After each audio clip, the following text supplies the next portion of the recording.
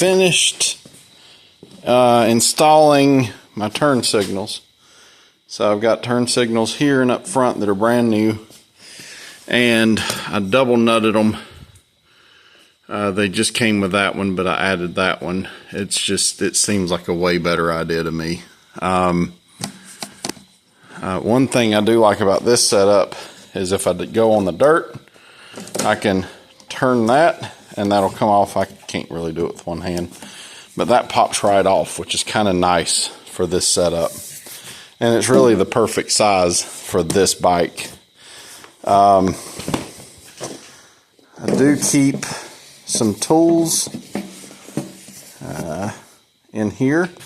So I've got one of these Icon nut, or whatever you call these things. And the only thing it's really missing is sockets, so I added this to it to be able to do some of the other stuff on this. Usually it's 8 and 10 millimeter that I need, so I may actually just get some of those at some point. I've got a tube repair kit and hot hands and just random crap in there. That used to be the air box. I just use it for storage now. So I tried this out, and man, it's solid as a rock. But if I were to wreck, my neck is going to go boop right there. Either my neck or my face. So, back to the drawing board. I'm going to have to change the angle on it. So I'm going to take this, and instead of following this angle, I'm going to come up. So if I can take this and bring it to about here instead of here, I think that'll give me where if I do fall into it, I'm not going to get my neck right here.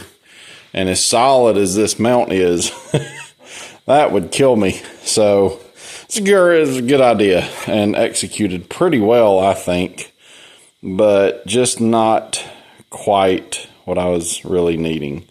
So I'm going to take this angle and I'm going to bring it in at probably more along the lines of a 45-degree angle. Or I might just double it. I'll fiddle with it some and see. But I'll make a couple extra brackets, bring them out, and see what I come up with. But either way, it was a good idea. Just didn't work the way I wanted it to. All right, it actually did work really well. It didn't do what I was hoping for. It's a little scary. My next iteration, I'm going to slim these down. Instead of, I think that's 1.5 inches, it'll be probably an inch or 3/4 of an inch that come through here. I'm going to change this angle, and I might take these and bring them down from 1.5 inches to 1 inch. So, either way, it's close enough. But again, man, for just a little dinky little motorcycle, a Honda 300L like my dad's got is what, $8,000, something like that. I got this for less than $1,000. And now, granted, I have added a lot of stuff to it. I've added a carburetor, which was I think $60 or $80. I gutted this. I did put a new tire and wheel on it, but that really wasn't the motorcycle's fault. Added the lights. The light on this thing sucks. It's terrible. Didn't have to add these, but they were $15 for 4, so that was kind of a no-brainer.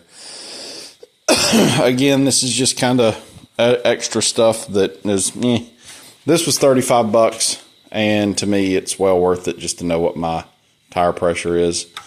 That was $66, I think, and worth the money. Changed the seat, but that didn't cost me anything. And actually changing to that other carburetor, and the air cleaner on that carburetor was like $20 or $30 too, or $10 or something. I did add a sprocket on both ends. Still using the original chain, which I'll change that eventually. I took the foot pegs off I actually took one foot peg off because I needed the bolt to fix this thing on the side of the road at some point, and then I lost it. So I just took the other one off and left the bolts in it just to have them. And I've actually considered making myself a little thing here to hold stuff, kind of like this. That might be something I end up doing. Double nutted the adjusters here. This was modified when I got it, and if you notice, it leans a lot. These two things spread, and I don't really like that, so I'm going to see if I can fix that. I've bent these back about 20 times.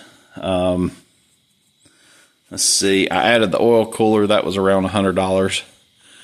So I don't know what all that adds up to, but the amount of fun I've had with this thing has been phenomenal. I do like my oil cooler install.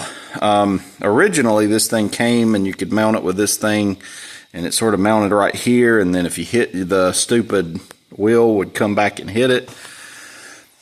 Excuse me. So I made these little brackets right here, welded them on, and then it bolts right on and it's out of the way. I wish this oil cleaner was bigger, and I've actually considered adding another oil cleaner or some kind of a fan.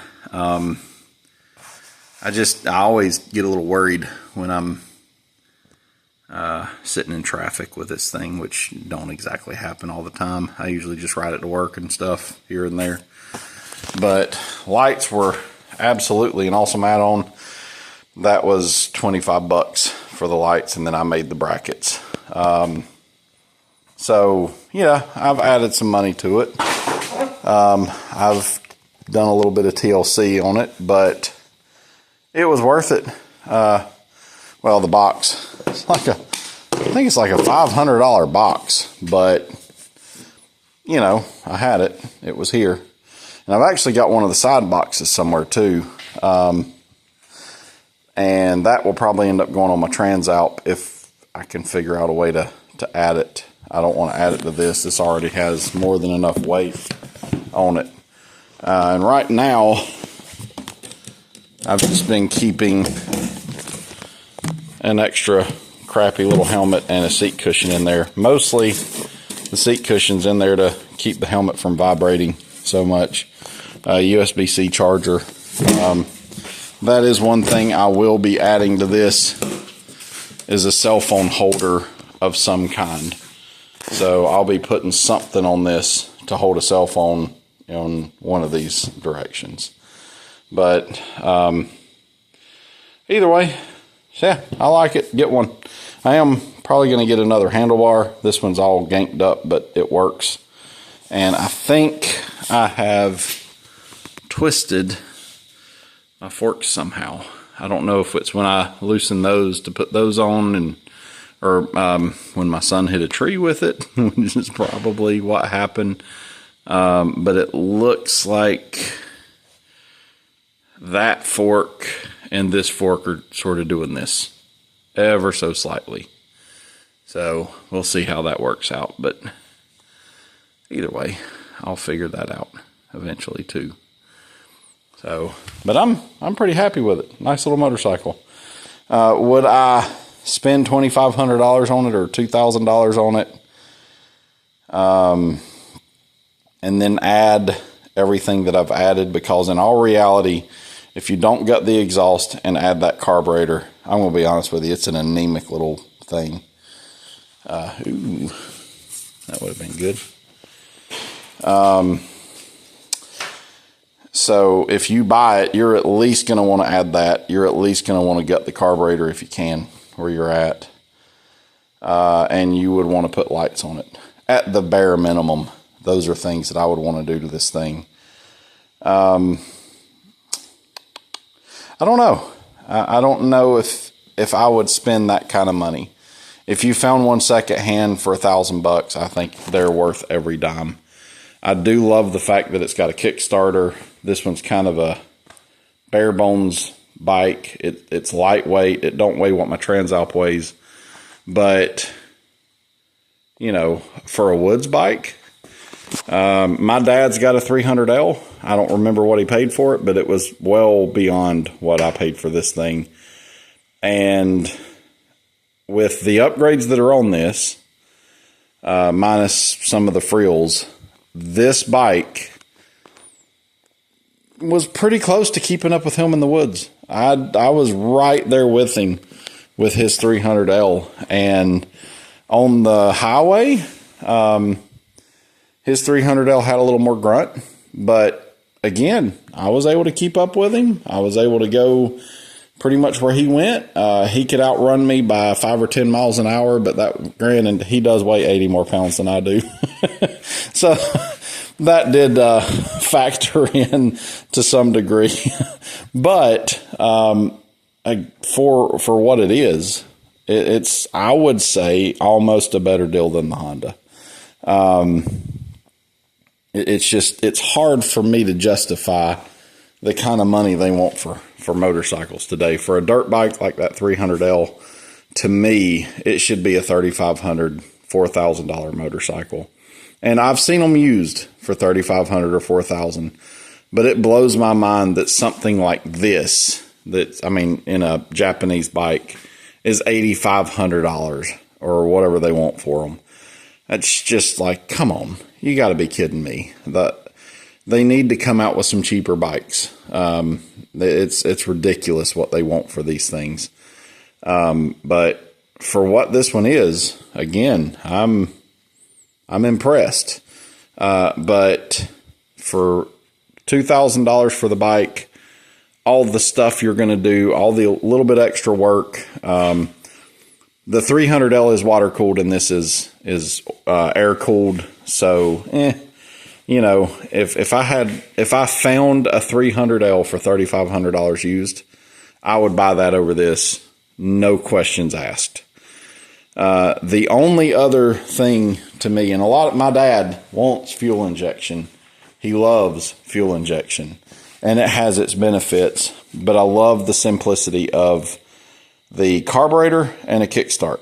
I can fix that pretty much, with hand tools. If it messes up for some reason, it's $80 for a brand new one, and I can stick it on and be riding tomorrow. Those motors are, even though they're kind of low on horsepower, they're torquey. They're super torquey. I've geared this thing up a lot. It's got 5 gears. My dad's 300L had 6 gears, and you're really in 1, 2, and 3 in the woods. When I was in the woods with him, I was doing everything that he was able to do. And now my first gear, I've geared up high to give me highway speeds. But if I kept the stock gearing, you'd maybe go 45, 50 on the road, but you would go in the woods. It would be fantastic. It's got the torque to do what you want to do in the woods with its stock gearing. If you're looking for primarily a woods bike and you don't want to replace the gearing with what I've done, the stock gears are fantastic. But what I'm finding is I like the idea of something that'll go in the woods. But I ride on the road 95% of the time. So my inclination, I was looking at some of the other bikes that have a 6-speed, X Pro, Templar, or whatever. By the time you get it home, it's $2,500. Before I do that, I'm looking at the, what's it called? The Kawasaki Versys 300. It is not a woods bike, but it'll go in the woods. Will it do what this one will do? No, but it'll do 80% of it, probably. But it will also go 70 miles an hour on the highway without any trouble. Carrying a passenger if you wanted to. And it's lightweight and it gets good gas mileage. So I want another bike as a backup for my Transalp. I'm looking for either a Versys X300 or a Honda CB500X. one of those two will probably be my next bike. If I find one of these for $500, I'll rip somebody's arm off.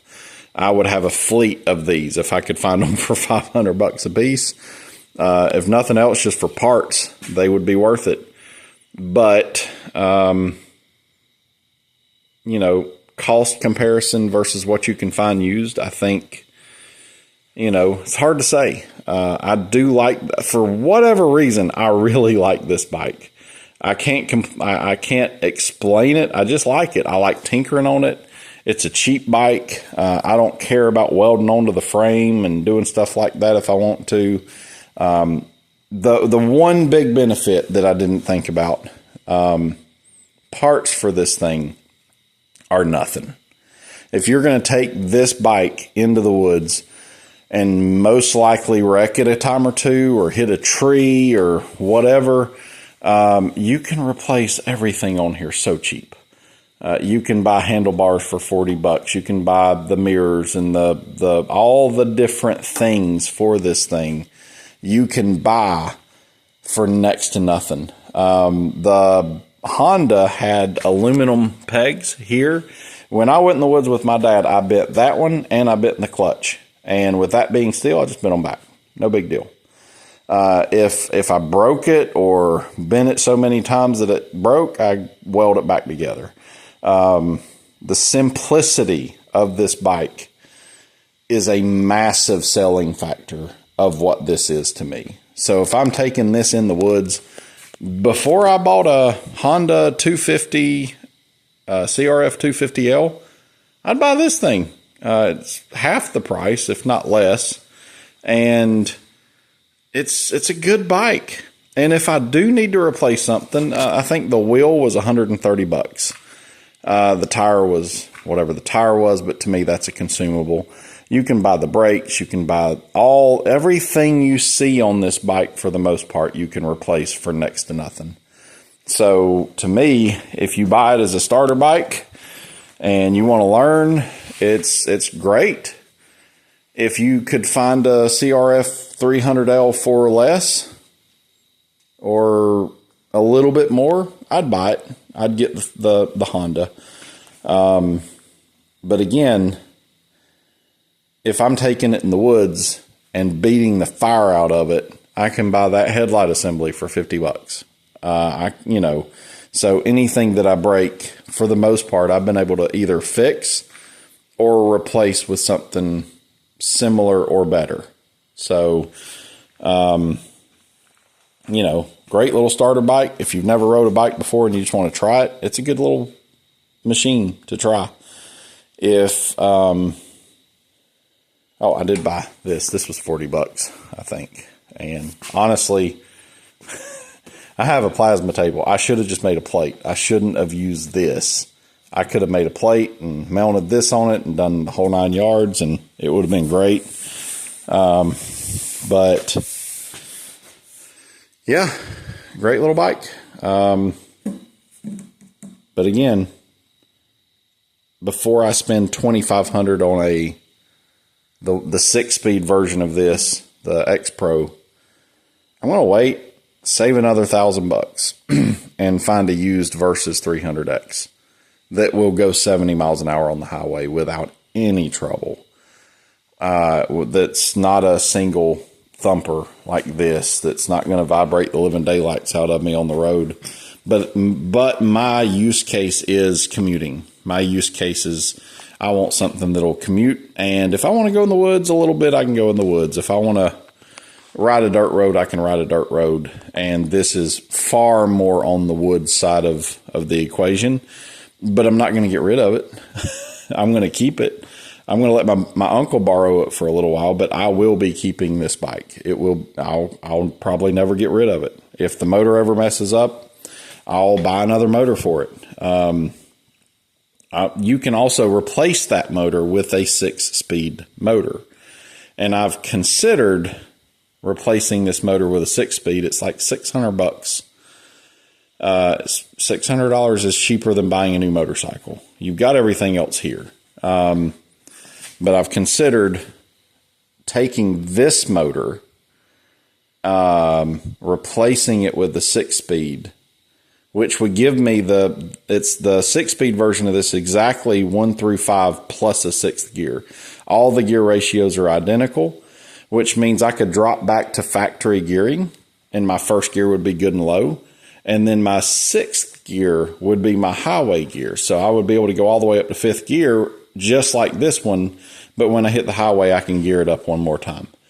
And it's counterbalanced, so you get less vibration. The downside is you do not have a Kickstarter, which is, I don't know. We'll see.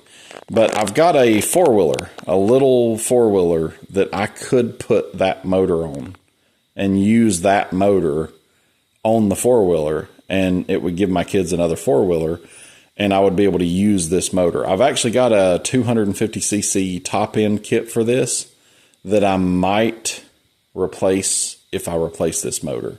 So I could, for $600, buy the 6-speed gearbox or 6-speed motor, replace this one. It would actually give me a little bit more horsepower. It would give me a 6th gear. Then I think I probably could get close to 7. I mean, I can almost do 70 miles an hour on this thing as is. So if I got a little bit more horsepower, which that one is a true 250cc, and it has a 6th gear, it would kind of give me the best of both worlds with the bike that I've got for another $600 and a weekend of work. So I've considered that as well, because for $600 I could do this. I could take this motor, I could put it in a 4-wheeler. My kids would end up with a 4-wheeler. I'd end up with a little bit better motorcycle. Win-win for everybody for fairly cheap. Plus, I could make them help me, and they would learn something in the process. But regardless, that's my 2 cents and rambling on this motorcycle. I did end up putting the flash suppressor, or whatever you call this thing, back in it. Spark arrestor. Just because if I want to go in the woods at a national park or whatever, I want to be legal. So either way, great bike. Enjoyed it. Got me into biking. It is my first bike, and I never intend to get rid of it. You guys have a great day.